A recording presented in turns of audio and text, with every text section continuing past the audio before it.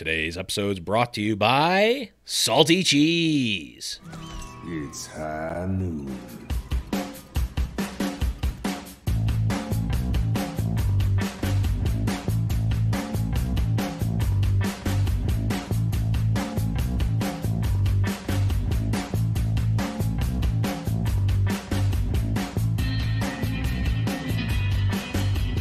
Hello, everyone, and welcome to High Noon Podcast, the competitive Overwatch podcast. I'm your host, Blevins. With me, as always, is Deathblow. What's up, buddy? Not too much, man. How are you? We got most all of the signing news we were hoping for, and I am very, very excited. Yes, we got so much stuff. The floodgates have opened.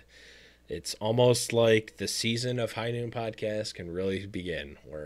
We've slowly been coming off of vacation from the off season, and even though we still have 2 months before we have a game played in Overwatch League, we're starting to get the stuff coming in. We're going to start the predictions. We're going to start the power rankings. All the good stuff that everyone loves for the preseason is starting, and it's starting now. So with that being said, we have a big, long, nice, hearty episode in here today, so let's just jump right into it.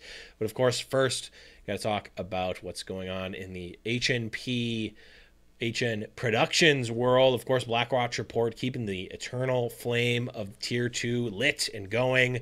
They of course had an episode this week. Make sure to check that out. And I believe in addition to their regular episode, they've also got an interview with Gods from Gladiator Legion coming up on December 8th, so this upcoming Saturday. And Thorn will correct me if I'm wrong on that date in chat, but as far as I know, that is the date. So if you have questions that you want asked to Gods by the Blackwatch Report guys, Thornrain has confirmed that date. Get those in to the Hot Seat Questions chat channel in the High Noon Podcast Discord, which is, of course, actually the link hasn't been working. The Discord.me link hasn't been working. So the link that is down below in the description is the one that you're going to want to use to join the High Noon Podcast Discord. But let's move on here. Make sure you get those questions in. Let's move on here to an all-time. We very rarely get to talk about an all-time one of these, but this one absolutely was.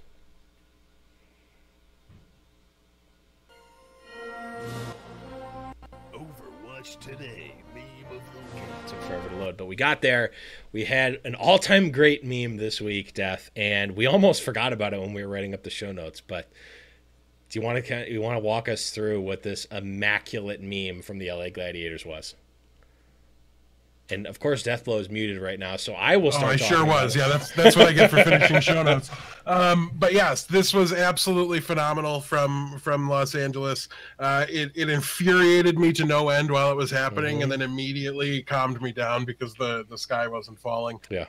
They announced the end of, or the release of, their Finnish support duo with pictures of Big Goose and Shaz on the screen. Yeah. Every single pro player in Overwatch League, everybody everywhere basically flipped out because they're a top tier support duo, and they were just let go. But it was just a huge lie. Massive and like 10 debate. minutes later, they announced it's a Finnish trio now, and they're just adding Ripa to the team. Spoiler alerts for the news section, but so there nothing crazy happened. Shaz and Big Goose are still LA Gladiators. I don't need to sell all Gladiators merch that I've yet to buy, but nonetheless, they were like my number 2 team all last season. Yep. And, it was already shaping up to be a little worse than the inaugural season for them, and that would have just been like I think my tweet said literally throwing. But it did not turn out to be quite that bad, so we should be okay here. So yeah, it was just kind of like a whatever. It's really great how they were able to take a completely whatever signing.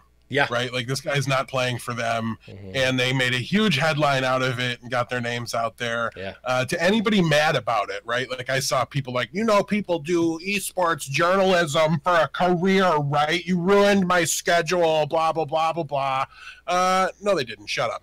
Shut up. Shut up. It was funny. It was hilarious. Listen, and I'm a fan of the team. You're not entitled to them being mindful of your schedule, by the way, if you're an esports reporter. So Yeah. I mean it from the bottom of my heart. Shut up. Let them have their fun and stop whining.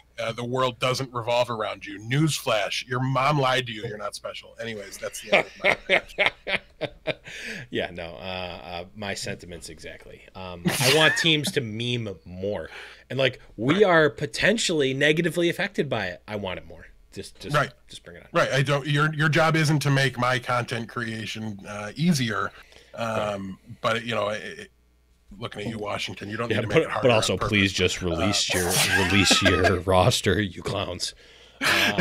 But I guess that's we'll be talking about that in a little bit. But let's move on here. We've got a gigantic section coming up. It's news. Let's start it off with some of the it's still important, but it's a lesser detail, not about the teams exactly. We have Overwatch League announced a big merch deal with the merchandise company Fanatics, which I was not super familiar with, but I did a little bit of looking into it. And this is just I think it's the biggest, if not one of the biggest, or one of the biggest, if not the biggest, traditional sports merchandise companies. You go to their website, they have officially licensed stuff from NBA, NFL, MLB, basically everything under the sun, at least from the American sports side. I don't know if they had Premier League or soccer teams or whatever on there, but from the U.S. Premier U.S. sports side, they had just about everything. And yeah, I mean, huge deal. It's awesome. I've talked about it on the show a number of times. The NYXL jersey that I got in the first wave of the releases, whatever company Blizzard was using for those, my jersey was just not high quality. It had a snag in it on like the second day I wore it. If I look at it now, it's been through the wash a couple of times, but it is got all sorts of snags. It's got like loose threads. It's just like not the type of thing that it's not one of those like high quality jerseys that like when I get a jersey or something, I don't want like a chintzy like t-shirt level thing. On the flip side of the coin, mine's holding up great. Yeah, you've also never worn it. I was going to say, it's too small for me to wear, so that factors in. And obviously, if you're, you might not even need to be a gargantuan human being like me. But if you have trouble with sizes, hopefully this helps. It's a bigger manufacturer, so they're more likely to make more sizes available. Also, if you're an international fan, if you're from Europe or Korea or something like that, it should be a lot easier for you guys to get gear now, as this company will be much more capable of shipping outside of the United States. So hopefully that's a big help for you guys as well. I hate hearing stories of people having to wait for like work to send them to the U.S. to get something shipped somewhere where they can receive it, and that's no good. It shouldn't be difficult for people to spend their money to support their teams, and I think this is going to just be an overall big boost for Overwatch League all around. Yeah, get the big guns in there. Like, let's get good stuff. Like, I would rather at least have the option to pay more for a higher quality thing. Apparently, we got this from Thorn Rain. There's some people complaining about the quality of stuff there, and it's like, you know what? Maybe it's not 100% perfect, authentic stuff. All right, what do you want me to do about it? Like, shirts are fabric, and fabric is a destructible material. Go figure. But yeah, it's one of those things. Definitely like different. There's varying levels of quality of stuff. There is, but these guys make merchandise good enough for Major League Baseball, for the national, the NBA, for the NFL. These guys handle merch for very big sports leagues, and there's no reason to think that it's not going to be better than what we were getting. Which honestly, I thought overall was fine, but like you said, the jersey didn't it wore out a little bit, things like that. Which will happen with these too. Right. You constantly see people with athletic jerseys that are worn or team shirts that are worn and have use on them. I'm fine with it being worn out from overuse, but on day 2 when it's got snags and loose threads and garbage like that, like that's not what I want. and it's not an esports jersey thing because I have my Team USA jersey, which is higher quality and is in great shape. I wear it all the time. My Rogue jersey, great shape. Wear it all the time. My Hammers esports jersey, like I've got other jerseys that are in great shape. But I don't know. We'll see. Now you're just bragging that things fit you. I am. But let's move on here. Like we mentioned before, Gladiators have added Ripa. So now there's the Finnish support trio, not just the duo. So good on them. I mean, anything? Yeah, I was gonna say, is there anything else to add to the Ripa thing? I feel like that's just kind of a like extra slot. Yeah. Okay. Yeah, should be on the bench. Yeah, big one here, and this almost we alluded to it at the opening of the show. Not quite on any other week, honestly. This would be the meme of the week with this this video, but with the great debate, you can't compete. But Stryker has been, air quotes here, traded to the San Francisco Shock. Yeah.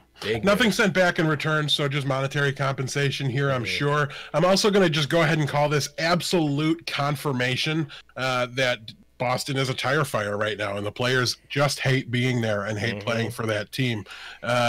There's some details and some hearsay about that, some accounts from players that have already left the team. There was talk that this might be the case, that Stryker wasn't happy. This was their standout player, right? It was like Stryker and Gamzu carrying Boston throughout a good chunk of the season. They got some good play from flex support, but otherwise it was really those two, and to lose half of that is just absolutely brutal. So I think it's going to be Neko basically season. Yeah, Neko was no slouch, but I do think AimGod, at least AimGod statistically, was his equivalent when they made the swaps and substitutions. So I don't think that's a huge problem there. But you just don't get to replace. I mean, this was the guy that even Grim Reality, when we interviewed him in the preseason last year, pointed out and said, like, no, people are sleeping on Boston. They shouldn't be. Stryker's why. He's a ridiculous human being. It's terrifying playing against him in comp now that he's here. And in scrims, it's the same.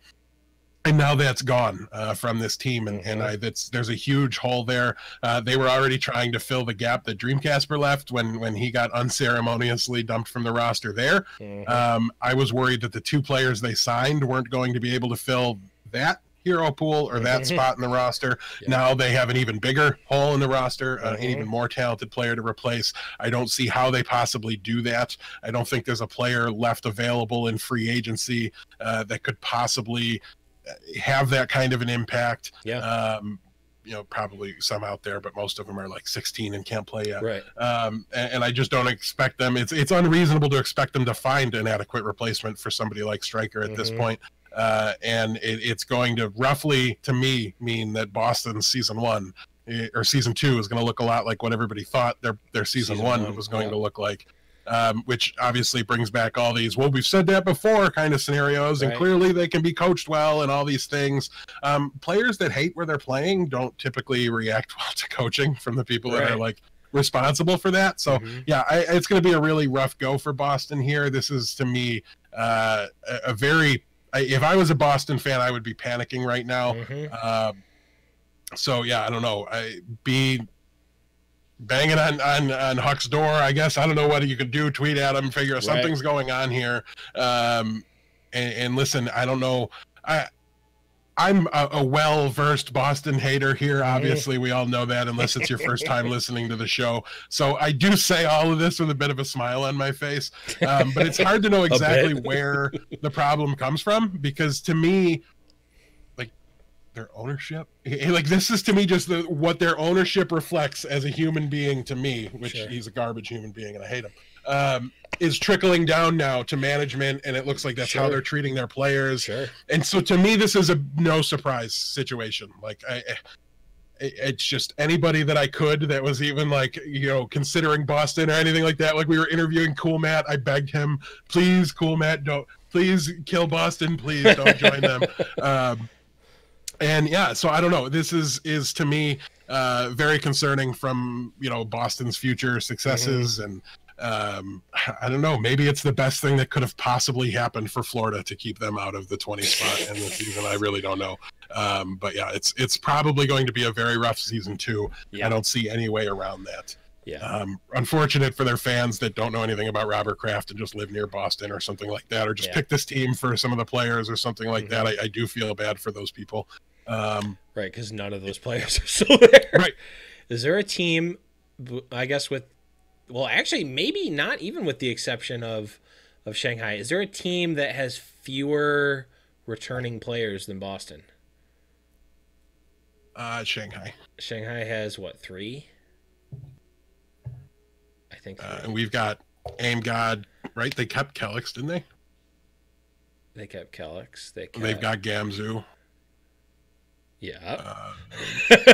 Well, one way or the other. Yeah, bad radio, but it's okay. I would just thought of that question, and I think it's kind of interesting, but we didn't have that prepared. So, 2 things that I'll leave off with Boston here. One is Kellex, Aim God, Gamzu, note. Okay, 4. so like only slightly more than Shanghai. Yep. One thing here is the problem with at least the story. Now we have not corroborated the story, the Hull Huck scenario.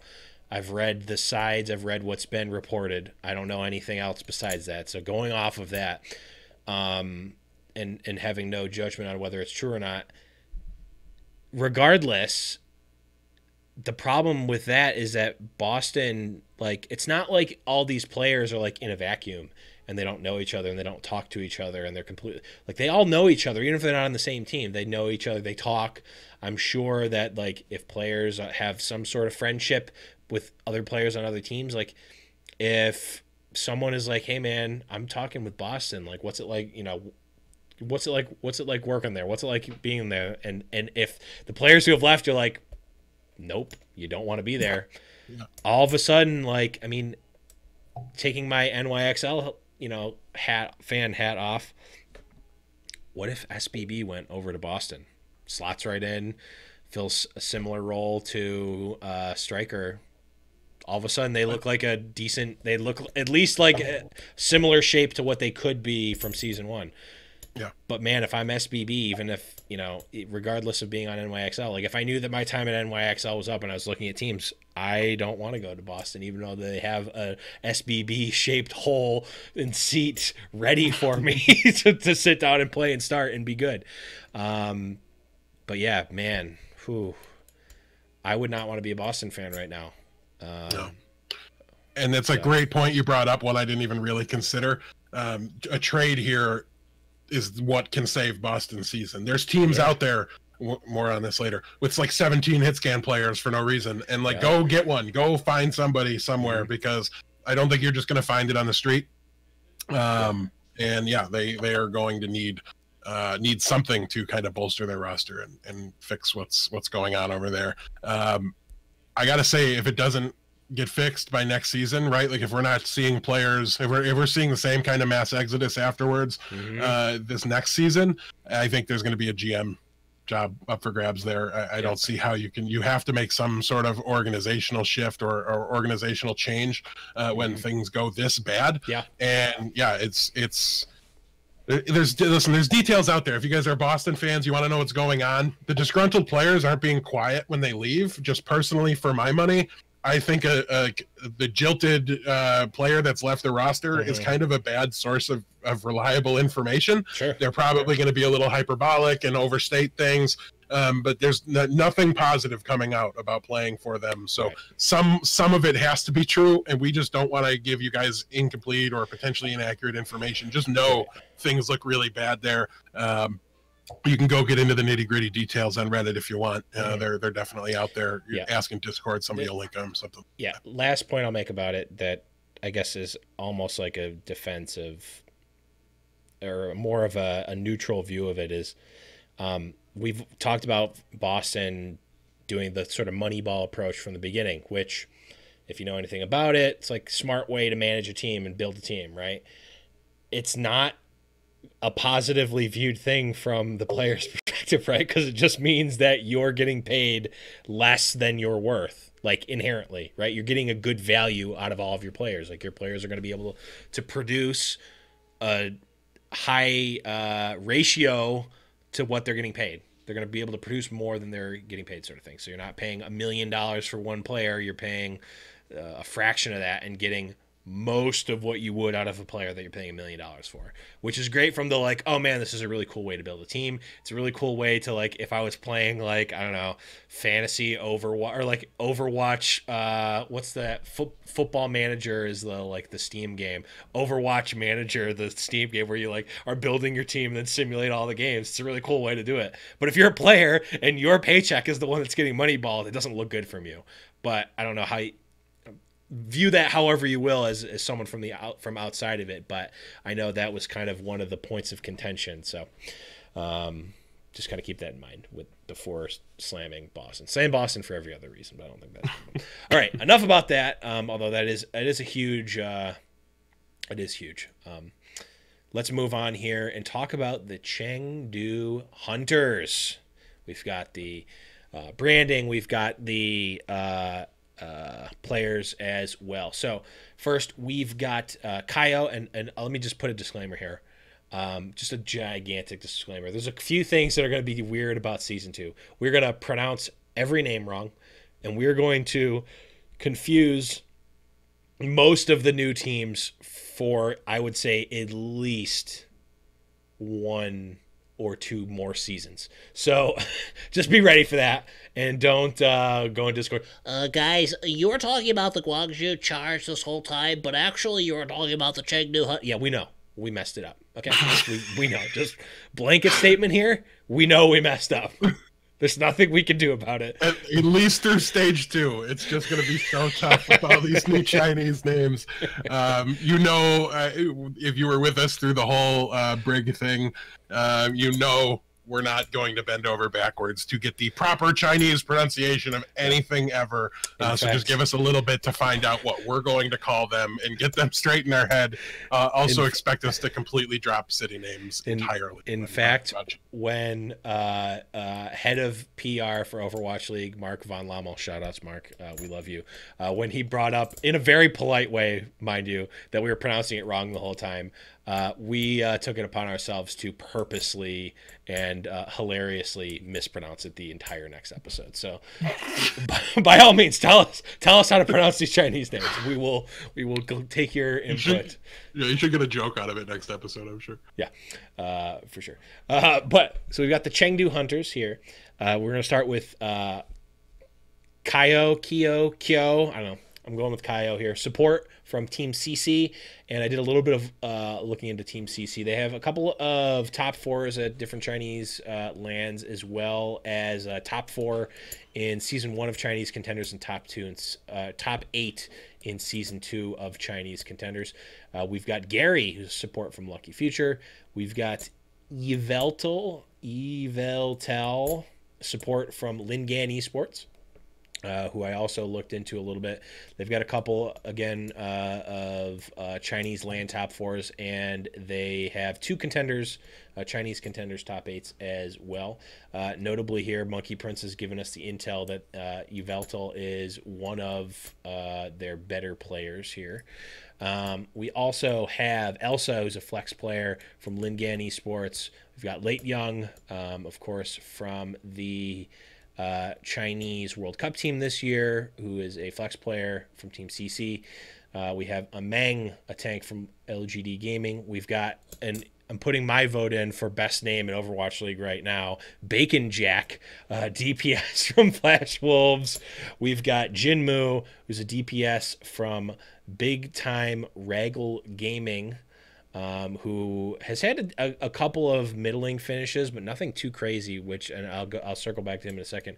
And then we also have Yang Zhao Long, a DPS who's played on Lucky Future, who's played on Runaway, and who's also even played on Lunatic High. If you recall back to I believe it was the APAC Premier tournament, or one of those tournaments, one of those late Lunatic High tournaments where they had a bunch of swaps and they added a bunch of Chinese players. He was one of them. And the reason I wanted to circle back to Jinmu here is he comes from a team that really has not had a ton of success, which is like, well, Raggle Rock. Yeah, Raggle Rock. What's surprising about that? Well, that means that he's getting put on an Overwatch League team based solely on his play and not just like his scrim performance or what people know about him outside of the tournament performance, which I think almost speaks even more about the player, at least from a mechanical skill or raw skill. Think Striker, think Jonak, maybe even then, players from teams that just get ported into, oh, you were on Lunatic High, let's bring in. How many of those players have survived into season 2? Just something to note. Maybe nothing comes of it, but man, that's a flag for me. That's a little. Let's put a marker on Jinmu and keep an eye on him. Yeah, and listen, I don't want to go into too much detail here since we forgot to kind of spoil the episode a little bit at the top and tease it. But yeah, our main topic today after we go through the news is going to be my power rankings of these expansion teams. So I'm just going to kind of hang tight and we'll get to Chengdu when they come up in my power rankings. Yes, I'll do the news here and then DB will be doing the power ranking. So that's Chengdu. We'll talk about them in a little bit. We also got Vancouver Titans, who, if you haven't seen, I'm sure you have, but their mascot is basically a big green Yeti, which is awesome. Thumbs up. They also have the color scheme of the Minnesota Timberwolves, which they were one of my favorite teams growing up, just because I loved Kevin Garnett. So I'm a huge fan of the branding here. Also Seattle Seahawks, if you're a the Seahawks fan, as well. Very similar colors there. Yeah, similar colors. Look the green's great together, by the way. Yeah, I actually love their branding. Mm-hmm. It's the only one that has come anywhere near close. The kind of PogChamp I had when Houston dropped theirs. So honestly, like top 3 in the league, I think for me, the Vancouver Titans. It's pretty high up there. An awesome brand, awesome logo. Love everything about what they're doing. Yeah, I really like them. And their team is Stitch, Haskell, Xiao Minsu, Hureg, Bumper, Janu, Slime, Twilight, and Rappel.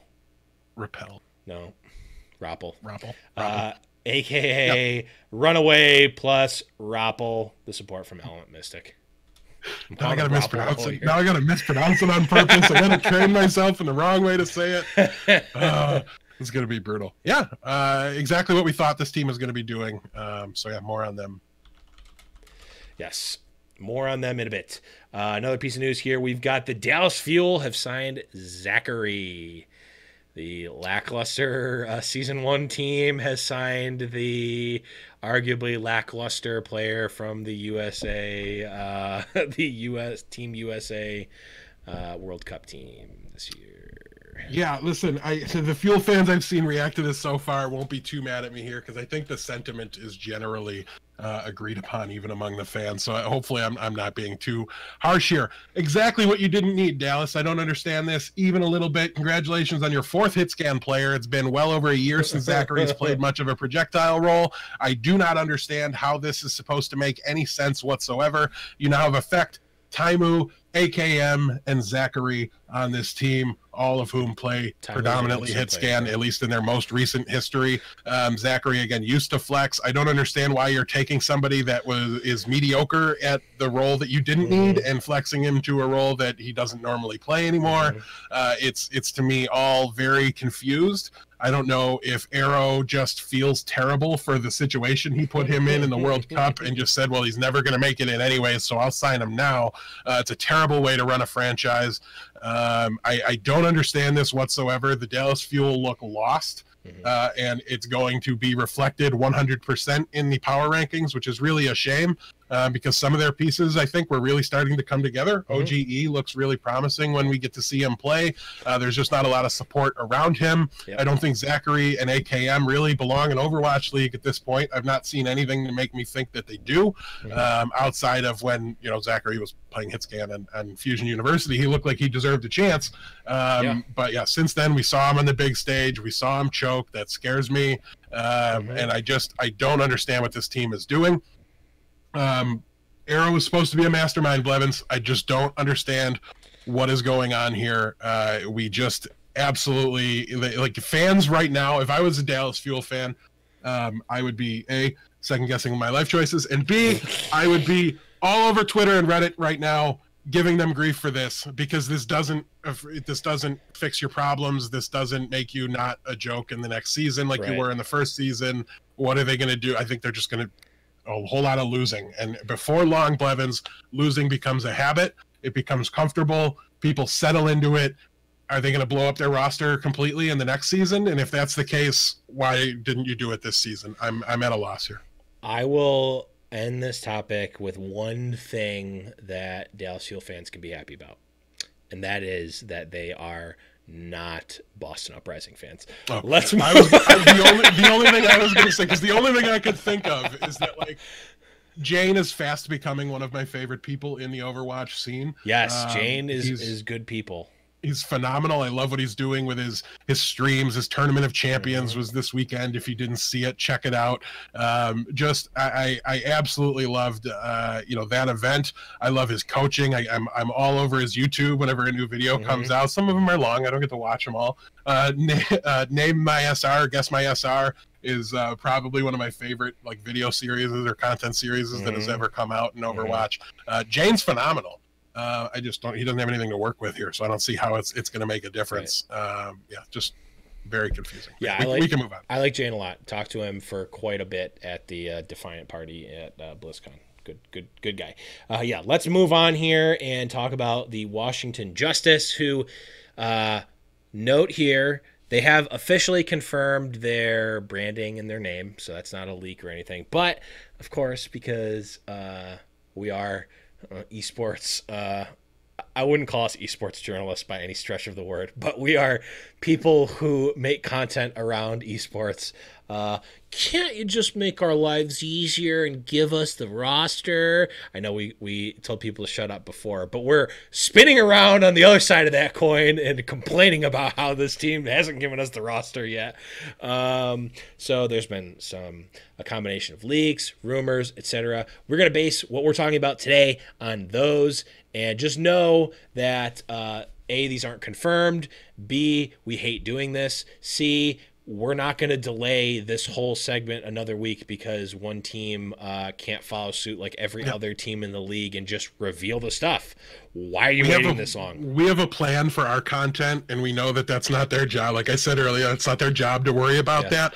But we don't want to basically sacrifice what we're planning to do over the next month just because they're not putting it out yet. Like none of the leaks that have come out for them have, like not one of the players have signed elsewhere. Not an expansion team, not with another Overwatch League team, not with a academy team or anything like that. So we feel very confident that these are accurate. We felt that about every single other expansion team so far when we had the leaked roster come to us, and we waited, but we just can't wait anymore. Right. Because we just cannot wait one more week and still put out the rest of the preseason content we want to put out. So regrettably, sorry DC, but we're not the first people to tell you to hurry up and announce already. Right. So hopefully you're not. Yeah. And if anything changes, if this is wrong or whatever, A, let's just put it out there now. This is unconfirmed. And B, we'll make an addendum next week. So don't worry too much. I'm sure you've all seen this anyway. So I don't feel too bad, but this is we're just putting it out there that we don't usually like doing this. Actually, we don't ever like doing it, but we're just backed into a corner. I mean, I don't even care about stealing the thunder. I just don't want to report stuff that's not necessarily true. But with that being said, they have a DPS lineup of Corey from Gladiators Legion, Stratus from NRG, Ado from Shanghai Dragons. They have Sansam as an off-tank from Meta Athena. They, of course, have Janice, formerly of NYXL, and they've got Hyunyu from Metabellum and Guido from Seoul Dynasty, as well as that's the next team. So there's your roster, alleged roster for the Washington Justice or DC Justice. Are they Washington Justice or I guess Washington Justice? Yeah, Washington Justice. So we will be talking about them in just a bit. And last piece of news here is we've got Gray, who's a support from GGEA, has joined the Paris Eternal. So that's going to round out the news of the week. And Yeah, we already kind of talked about it. Stratus was in there. Yeah, Fozix is also rumored to go to Washington as well, though that one I've seen less in the rumor mill than some of the other ones, but I do think that one's accurate as well. So Yes, we'll give you that one too. We'll give you Fozix on there as well. I believe I said Stratus. Shrug-Off would lose his mind if we didn't mention Fozix. So. Yes. Let's move on here to... It's tournament talk.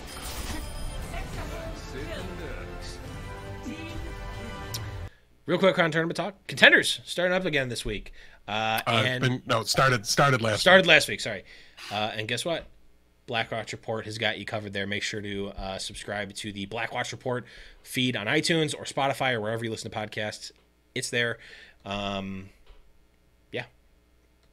That's their show. Also, watch Jane's Tournament of Champions. It was a lot of fun. It was a great event. One of my old teammates came in second place. Nice. Shout outs to Angelic. He was the Lucio to my Zenyatta through way too much dive comp learning. Nice. So great to see. Too many of my teammates are making their way through the path to Pro Blevins, which makes me think, what am I doing with my life? But also, exactly, I'm 32 years old. You're brewing a blue-black hero killer gold generation. Listen, okay.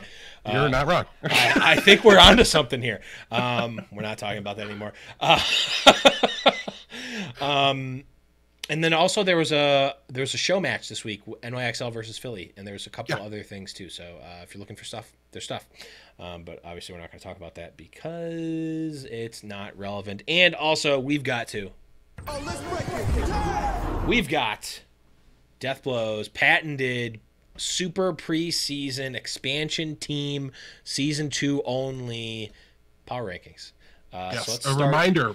Power rankings, how we view these. I'm not predicting the order in which I think they will finish in the standings at the end of stage 1. Mm-hmm. Remember this for upcoming power rankings episodes. Yes. I'm predicting who I want to face week 1 of if the first match of Overwatch League was Houston versus one of the expansion teams, who would I be the most afraid of? In what order would I want to face them the least? So the team I think that's the scariest right out of the gate will be at the top. The team I think is the weakest right out of the gate will be at the bottom. I'm not predicting standings.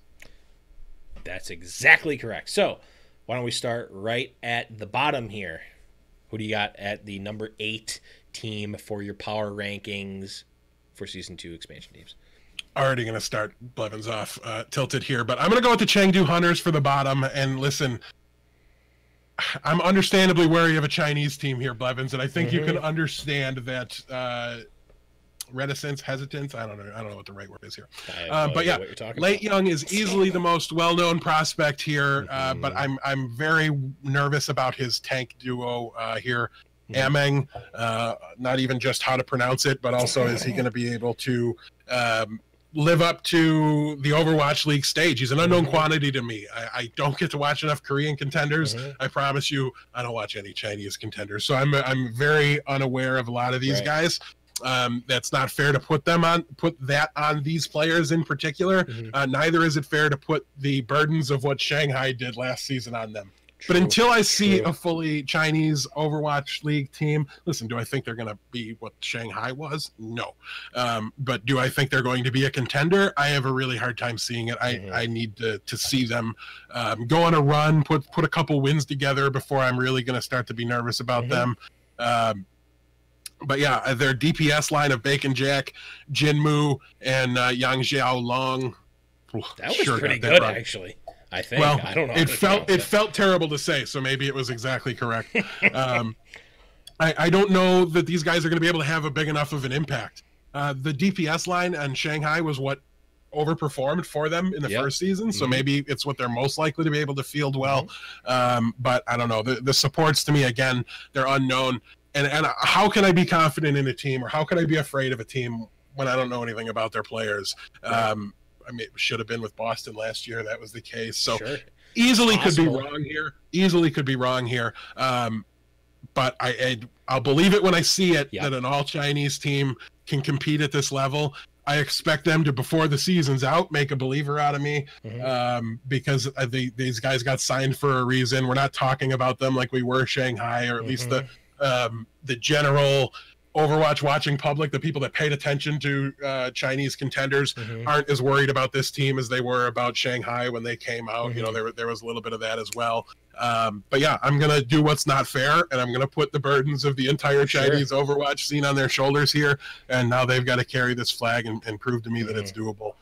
There's potential here from what we've seen of you know, the players that we have seen. But yeah, I'm not going to be sold on the team as a whole until they show me they can do it. But yeah, Yveltal and Late Young are going to have to carry pretty hard. They come from the Overwatch World Cup team that China fielded, so they're going to have to be the linchpin for this team. If they can build around them, if they can get adequate main tank play, I will be switching my ranking of these guys very quickly. Sure. Tanya, keep an eye on Jinmu. That's my prediction. Sure. It's another thing. Is it possible that an unknown team can come out of nowhere and be really great? Sure. But you don't bet the wild card. You don't bet the crazy thing to happen. You are pleasantly surprised when it does. Who do you have next up here at number 7 on your list? The fans of Dufresne are going to be upset to see me put the Atlanta Reign at the 7th spot in these power rankings. We all know I don't trust the DPS lineup here, but I will say, admittedly, I think Erster has some very serious star potential. No idea calls him the Carpe of season 2. Who does? Volamel. Listen, he's shown it in the past, but just not on this stage, and we all know my opinion there. You've got to do it here for me to think you can. And Nalar is a very risky pick to me. Like, they're going in with Dufresne and Nalar, neither of which to me can be relied on. So I don't know. Pakpo is a solid main tank. I think he's going to give them some decent stability, but you need more than like one DPS player with the potential to pop off and be a star, and one main tank who's solid to me to win in this league. We saw teams that, you know, had solid pieces and a couple pieces here and there. You need a full team. You need a six-man roster that works together, and I see greedy, selfish players, Dufresne. I see, you know, and I just see people I'm not confident in, right? And like, we don't know what this is. The roster from the beginning didn't look strong to me. I don't know what they're supposed to rely on here. I'm not sure Pakpo's a build around, you know, all-star main tank yet. And until I see that, then who's going to be making space for the DPS that I'm not confident in? I don't know. Prove to me you can at least do one of those things well. You know, one spot of the right, and then build around that. But until we start to see it come together, there's just too much unknown here, right? And our tanks, our chat is speaking very highly of their tanks. Deco, listen, these guys produced in the past in lesser leagues. Are they going to produce here? We'll see. It's a coin toss, but again, you're not betting on the wild card here. Right. Let's see it happen first. Again, we're not. Right. There's no bets here. There's not even pick'em points behind this yet. And again, yeah, remember, this is me saying, who do I want to face week 1? Do I think Atlanta will have it all put together for week 1? We're going to learn a lot after week 1, and these power rankings are probably going to shift quite a bit. Right. But if I'm going against Atlanta now, I say, let's just attack their DPS players and win the tank battle after we get a pick or two on the DPS that are off doing God knows what.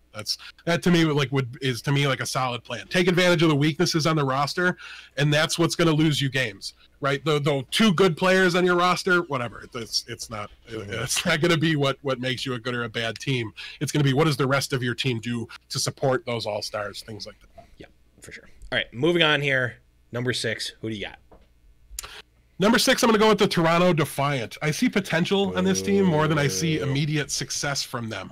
They could start fairly strong. They have Envy and Neko. Those are solid pieces to build around that we've seen that I'm comfortable with. I need Yakpung to prove that he can play at this level, and I need Ivy and Stellar to live up to their potential. They're players that have really popped off in the past in contenders. But, I mean, Asher's the DPS player on the bench, and I have no faith there, so hopefully we don't need to go that route. But if we do, if the DPS does live up to things, if Yakpung is solid, then we might have a team that has the ability to succeed early. But I'm thinking it's going to take some time. The one thing I'm very confident about with this team is Bishop, the coach. But again, coaching takes time. to really see its full effect. Yep. So I'm looking at this team more as like a late stage playoff contender, or to be, you know, a season 3 team that can really level up and make a push into to become a playoff team. I'm not necessarily, as somebody that plans to root for Toronto, I'm not expecting to see them, you know, dominate right out of the gate or anything like that. Yeah, I mean, as a season 1 NYXL fan, from the very beginning, I expect no less than very many undefeated seasons, or undefeated stages. So you got to. Well, as soon as NYXL gives you one of those, then you might be onto something. Yikes! Let's move on here.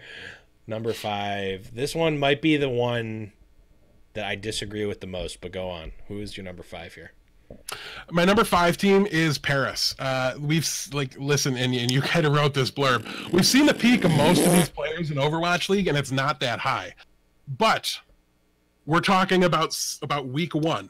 I would put Paris around 7, 6 maybe, if I was predicting their end of seasons, because I expect the other teams, Toronto, Atlanta, maybe Chengdu, to level up past them. But right out of the gate, I know Soon can get the job done, right? I know they have players that can stand in and really, you know, do a decent job of just holding their own, right? And like that's what we're talking about here, straight out of the gate. So it's going to be interesting to see exactly how they mature. I also know their coaching staff is really top tier in Paris, so they've got an opportunity there to maybe overperform what their roster looks like. Sure. But if you're talking to me about, am I more worried about you know, Ivy and Stellar, or am I more worried about Soon and Shadowburn? I'm more worried about the names that I've seen do it at this level, and I've seen pop off against the best in the world. I'm more worried about people that I know have that potential than I am about people that might have it, might be better than, and maybe in time will be better than. Right. But again, right out of the gates, I would fear Paris more than the other ones. Sure, I can agree with you on the specific notion of power rankings that we've defined. So people in chat are they're mad. They're raging, which I love. I love this. Yes, that lets me know I got it right. Yeah, your salt stains me, chat. But I think you hit the nail on the head with Paris will at least can be a team that comes out fast and strong, because they've played, they've got some synergy. But I do think that their ceiling is much lower than some of the other teams. But that's not what power rankings are, as we described at the beginning of the segment. Number 4, who do you got? Number 4, I'm going to go with the Guangzhou Charge here. I think Hotba as a mentor will be really helpful for them. We've seen Eileen be really good in the opportunities he's been given. So I think he's got a very good chance to become a star DPS player in Overwatch League. But I do, again, this is another team similar to the Defiant. I think more about the future when I look at this. Can they smoothly incorporate the Westerners they have on their roster and make the best use out of Kib and Nero that they possibly can? Maybe we see that more in season 3. I'm a little worried about Rio. He's who can level them up the most, right? If Rio's a pleasant surprise to me, then maybe they're able to compete. But this is kind of another one of those teams that I think will probably be on the outside looking into the playoff conversation, or maybe really fighting for that, the what's it called? The wild card round, like the wild card play-in scenario. That to me is kind of the high water mark here. But yeah, I'm going to go with Guangzhou. All right, number 3. This is a team that people in chat do not like. The Hangzhou Spark. No, I'm totally kidding. It's the Washington. I just wanted them to think they were in the top 2. The Washington. I was really hoping that you would switch it and just put them at number 1. I almost wanted to as a reaction to the Twitch chat. But yeah, listen, half of what I project to be the starting roster for this team comes from Overwatch League. And so I'm more afraid of what I've seen than what I haven't. But what I'm doing here by putting them here, that could mean a fast start for them, kind of that having some level of comfort, at least with a good portion of their roster. To me, the success of this team hinges on Janus. His coaches all spoke very highly of him, despite what we saw on the field and the results. And they have that Wizard there too. Yeah, and Wizards there, so I like their coaching staff. I like the way they're set up there. So can Giannis hang in there with the best in Overwatch League? 'Cause he didn't before, but he was also just kind of shoehorned into a lineup that was built around mono, and I never really thought he belonged there. I'm also a really big fan of Ado. He did a lot of work for Shanghai with absolutely nothing around him. So I'm really thinking that maybe if you put a real team around the guy, then he's got an opportunity to actually carry and to prove a little bit better. The support line worries me, but we've seen success from teams with kind of weaker support lines. Like if there's somewhere that you might be able to get away with being a little weaker, it's there. I'm not super confident in Sansam, and really a large part of that is you need synergy with your main tank on the off tank spot, and that's not something you see from what he did on Meta Athena and Contenders. You just don't see that because now he needs to play with somebody completely different. Can he get on the same page with Giannis? If the tank line can do that, I think this team has an outside shot at some early success. It's a long shot, but I'm willing to at least trust in the myriad of analysts, it was like Jane and Arrow and like a lot of the coaches that were outside of Overwatch League looking in had a lot of positive things to say about Giannis and his time as the fans reacted to the map record when he was in versus the map record when Mono was in, which we did as well.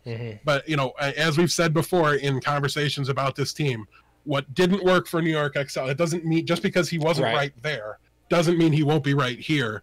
And a lot of very smart people think he's going to be a very good Overwatch League main tank. I'm willing to buy into that at least a little bit. It's slightly more confidence than I have a player coming in from Contenders and trying to make the jump. So that's the reason why I have them here at 3. But again, we're still just getting to the can they make it into the play? And like my rating of the expansion teams is significantly lower, I think, than a lot of people would here. So yeah, especially like I said, week 1, half of this is displaced Overwatch League talent. So week 1, I've got Washington Justice. Yeah, and I mean, I've talked about it a number of times. Like, I didn't like Janice on the NYXL playing with that roster. Janice is a top tier level tank. His style just did not fit the NYXL. They didn't play around him. He didn't play with them effectively, which is why, I mean, besides the fact that they did a lot better without him, it was a good thing for both sides for Janice to leave and be, a top tier tank for another team because he is a top tier talent player. So yeah, from that, I'm all for it. And the fact that everyone is upset about it makes me like the pick even more. Number 2, who do you have? Number 2, I'm going to go with the Hangzhou Spark here. Guxue is probably, if not definitely, the best tank on any of these expansion teams, and I think he's the biggest factor here for this team to succeed. Godsby and Crystal are some serious potential in the DPS category. We've seen them be really, really strong. So I'm going to say they've got, kind of your puncher's chance at season 1 success. If the supports don't find, or if the supports can find synergy, work with the rest of the team, they're what I'm worried about the most going into this. That I think they can certainly compete despite their just absolutely terrible colors. Don't have me. They have the best colors in the league, not close. Worst. Last, and in this case, the opposite of least, even though you've downplayed and down-talked them for weeks and months, number 1. Vancouver Titans. Number 1 is going to be the Vancouver Titans. I saw the logo, and that was just it. It didn't matter anymore after that. No. I mean, listen, this team went out and signed the top team. Look, the team that won what's considered to be the best contenders region. They won the last contenders season. They were able to bring in the entire roster as a whole. So I think that gives you the best opportunity for immediate success. They do low-key a little bit have that mentor value in Hureg, who didn't maybe spend the most time in Overwatch League, and certainly didn't, wasn't constantly on the stage or anything like that for London, but he has been around, and I think that's going to help a lot. But yeah, I think mostly it's the full team chemistry. And it makes them the most likely to be quick out of the gate, right? Yeah.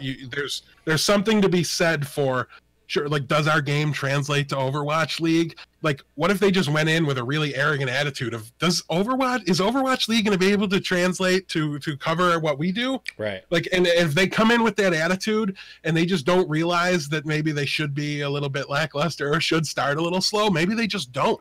Right. And if I'm picking teams that have the best chance to be able to do that, I've got to go with the runaway transfer over. With that said, it's still to me like a coin flip that they like make the playoffs. Maybe they lose in the winning in round. We need to see it work, and if it starts to fall early and it starts to falter early, they're going to plummet, and it's going to be fast. But I'm not betting on that. I'm gonna give it, at least a solid like 50-50 chance that we're looking at a playoff team here, just by going into it with a full roster of a contenders winning squad. Do we have a Seoul Dynasty with Lunatic High, or do we have a London Spitfire with God, why am I blanking on the teams that they signed? Cloud9.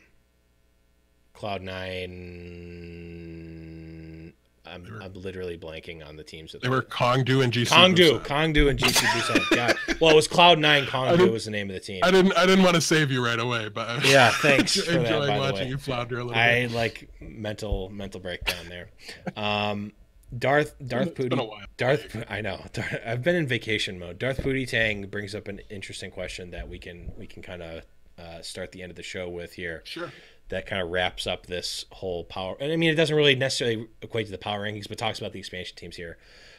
Over under on the number of expansion teams making the playoffs at 1.5. Over 1.5 or under 1.5? Over 1.5. So are we talking, we don't have to wait for Pootie to weigh in, but we can just kind of let you make the mind up. Two teams are going to make the playoffs or yeah, but is this wild card? Does that count, or are we saying clears the wild card play-in scenario? They would have to win the wild card, right? They would have. Well, because to me that counts as playoffs, but that's what I mean. If you win the wild card, you're in the playoffs. Okay, so that's how we're gonna frame this. I can't think of it not being that way. Oh, that makes that a really, really good over under. I mean, the wild card round in the NFL is part of the playoffs, is why I think it's a little confusing. Gotcha. So yeah, but if we're saying clears the wild card, makes it into, what is that then, like the top 8? Mm-hmm. I'm gonna say over, but I think it's 2. Like, I think that is the perfect exactly over under number. Yeah. To put on it, and yeah, I'm gonna say 2 find their way in, but that's looking at it. We've got to have Dallas drop out. I think, Dallas won't be there. I don't see Florida being there. I don't see Boston being there. I think the Gladiators have a real chance to fall out. Shanghai won't be there. The Shock got a chance to go up there with them though, and kind of leapfrog a bunch of people. Yeah, it's gonna be close. I would put the number at 2 though. And then it's gonna, what happens with the Shock and the the Valiant and the Gladiators, maybe kind of what kind of season they're able to put together will decide if it's more. Yeah, I'm not confident about the Gladiators right now. No, you can't be. Right. I would. You need I think to see the tanks work out. I think if I'm the LA Gladiators right now, in week 1 I'm playing these teams, I think I'm losing to Vancouver. I think.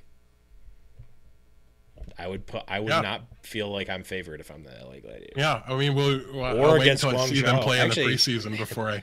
I think I think just going in blind, I think I'm putting like LA Gladiators at like number 5 on your list, like right above Paris right now. And actually, I think I don't know, Defiant might be able to give them a run too. But I wouldn't put them too far off, but I'd put them in kind of that. Yeah, no, I'd probably put them at like 3. Well.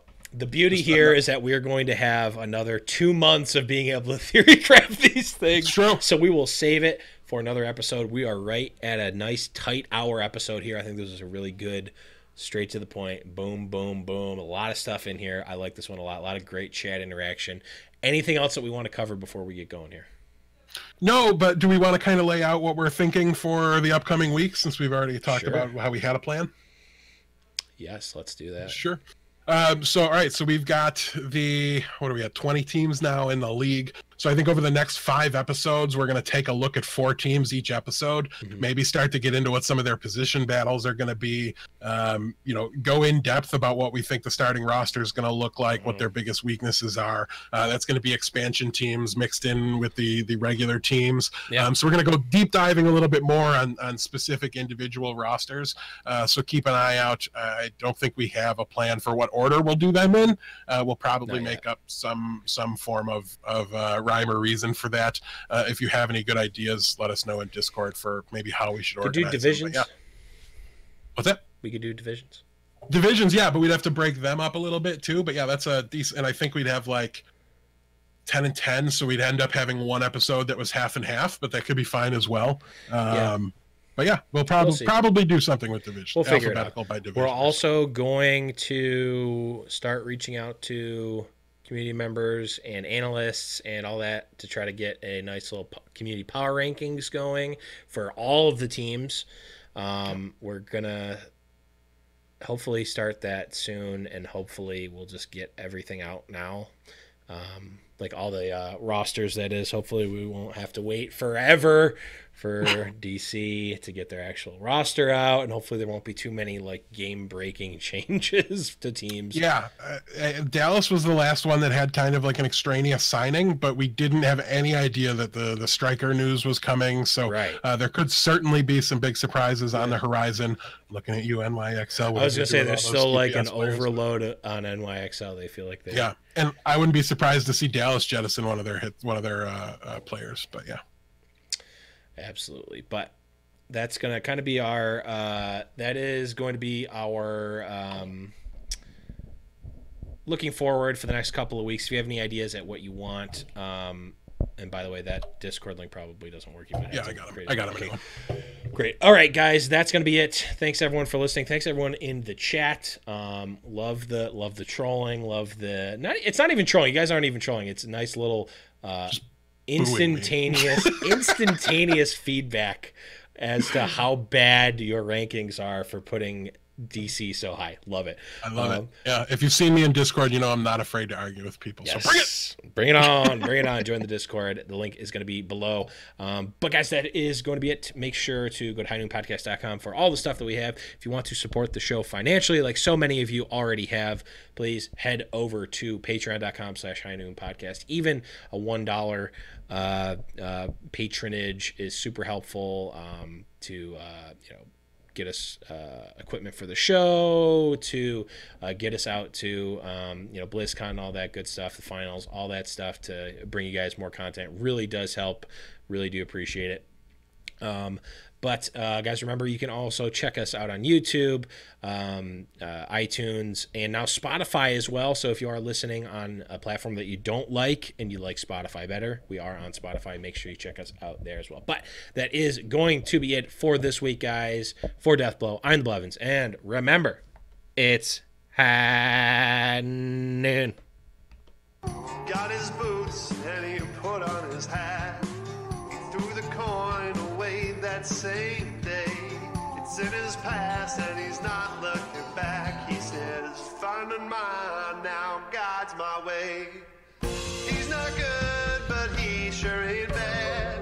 He'll make amends for the sins that he has. He says, I'll change the world one bullet at a time till I find mine. Okay, here's the power rankings for expansion teams. Colors. In last place is Atlanta Reign, followed by Paris Eternal, Chengdu Hunters, Washington Justice, Toronto Defiant, Guangzhou Charge, Vancouver Titans, and last and certainly not least, the pink and blue Hangzhou Shock. Not Shock, Spark. Guy ruined it.